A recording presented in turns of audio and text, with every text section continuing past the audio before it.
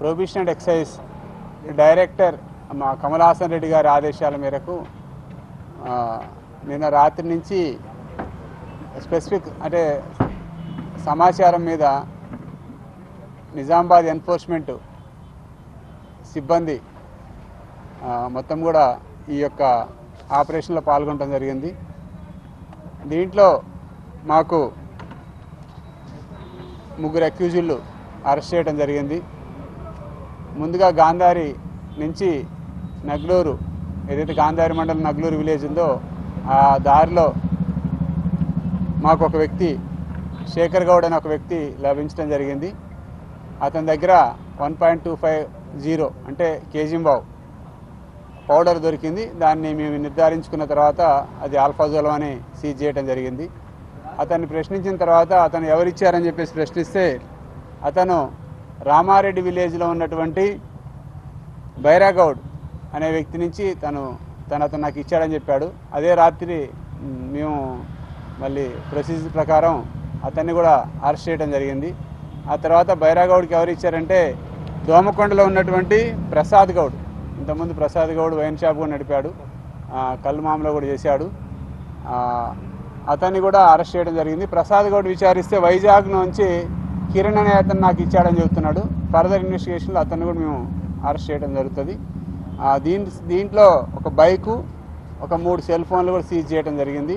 మీకు ఇక్కడ కనిపించేటువంటి ఆల్ఫాజోలం 1250 గ్రాములు ఆల్ఫాజోలంని సీజ్ చేయడం జరిగింది. డ్రగ్స్ మీద రాష్ట్ర ప్రభుత్వం చాలా సీరియస్గా తీసుకుంది కాబట్టి డ్రగ్స్ని ఏ విధంగానూ ఎక్కడ కూడా మేము టాలరేట్ చేయడం జరగదు. నిజామాబాద్లో ఇప్పుడు నేను జాయిన్ అయిన తర్వాతనే ఇది 4వ కేసు, ఇది డ్రగ్స్ మీద సంబంధించి. కామారెడ్డిలో 3 కేసులు చేసాం, నిజామాబాద్లో ఇక్కడ ఒక కేసు చేయడం జరిగింది. వాల్యూ దీంట్లో వచ్చేసి మనకి 1 కేజీ 10 లక్షలు, అంటే కేజీంబావ్ అంటే 12,50,000 రూపాయలు. మొబైల్ కూడా ఉంది కాబట్టి వాటన్నిటితో కలిపితే ఇంకా ఎక్కువ అవుతుంది. దాదాపు 12,50,000, దాదాపు ఇది ఒక 25,000 అంటే మొత్తం కలిపి దాదాపు 13 లక్షలు అనుకోండి. ఇతను ఒక 10 సంవత్సరాల క్రితం ప్రసాద్ బైరాగౌడ్ మీద సిహెచ్ కేసు ఉంది, ఒక 10 years బ్యాక్.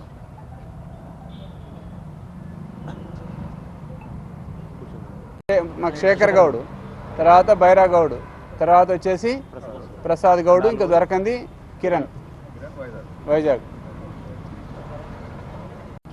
అంటే ఒక జిల్లా అని కాదు, కామారెడ్డి కేంద్రంగా వీళ్ళు సిద్దిపేట దాకా కూడా చేస్తున్నారు. నాకు తెలిసి సిద్దిపేట, ఇటు పక్కన అటు వరంగల్ వైపు 2-3 జిల్లాలకు చేస్తున్నారు. బైరాగౌడ్ కాదు ప్రధానం, కిరణ్ అనే అతను ప్రధాన సూత్రధారి.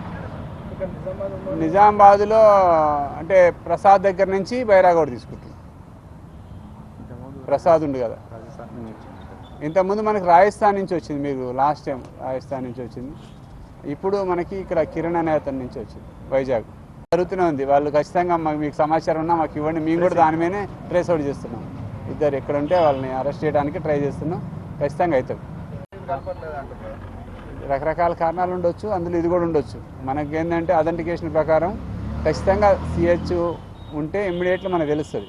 సిహెచ్ ఉంటే ఇంతకుముందు మరణాలు జరిగేది, మీకు కూడా తెలుసు. ఫ్లోరిలేటెడ్ కలిపి ఆన్ ది స్పాట్లో మరణాలు కూడా జరిగేది, చనిపోయేది. తర్వాత సిహెచ్ని ఎప్పుడైతే కంప్లీట్ క్లోజ్ చేసాం తర్వాత దాన్ని డైజఫామ్కి వెళ్ళారు. డైజఫామ్ని కూడా మనం ట్రేస్ అవుట్ చేసేసి ల్యాబ్ ద్వారా అరెస్ట్ చేయడం జరుగుతుందో ఆ డైజఫామ్ కూడా బంద్ చేశారు. ఇప్పుడు మళ్ళీ కొత్త దానికి ఆల్ఫాజోలంకి వెళ్తున్నారు. దీన్ని కూడా ఖచ్చితంగా ప్రభుత్వ ఆదేశాల మేరకు దీన్ని కూడా కంప్లీట్ చేయడానికి ప్రయత్నం చేస్తాం. For more videos like this, subscribe Big TV channel.